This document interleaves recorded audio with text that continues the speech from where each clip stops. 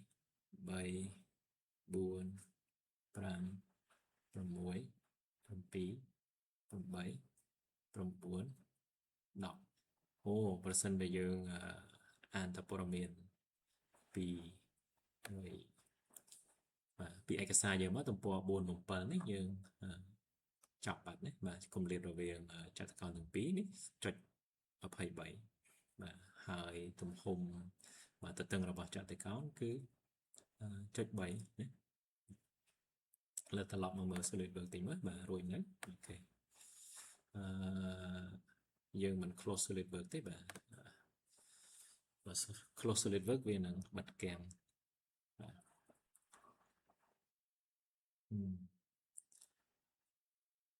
ខ្ញុំមើលតើខ្ញុំអាចប្រើ escape key កើតអត់ណាបាទ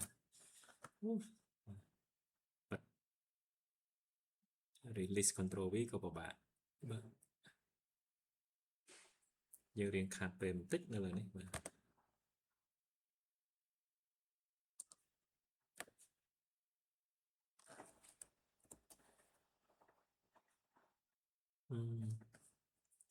អូខេនៅពេលដែលយើងកំពុងតែរងចាំបាទយើង move ចុះមកអានឯកសារបន្តិច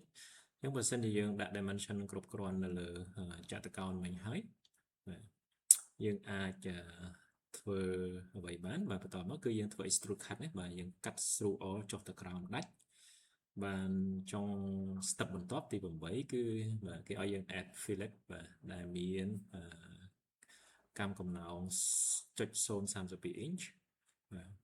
ហើយយើងរើសយកគែមដែលគេបានបង្ហាញនេះណាបាទ select គ្រប់ edge ទាំងអស់អូខេអញ្ចឹងមានគែម2ដែលមើលទៅយើងឃើញថាអត់ select នេះ1បាទ2នៅខាងនេះការពិត3ណាបើយើងរាប់អានេះមួយទៀតបាទអញ្ចឹងគែមនោះគឺត្រូវការ time feature ផ្សេងបាទគឺគែមនោះបាទទុកសម្រាប់ប្រើ feature chamfer ដែលមានប្រវែង0.032 inch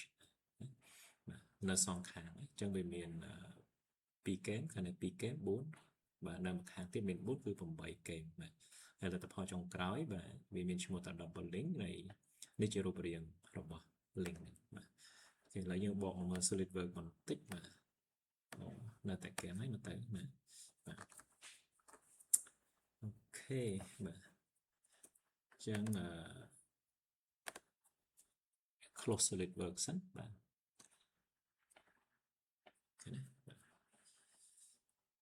ចាំយើងបន្ត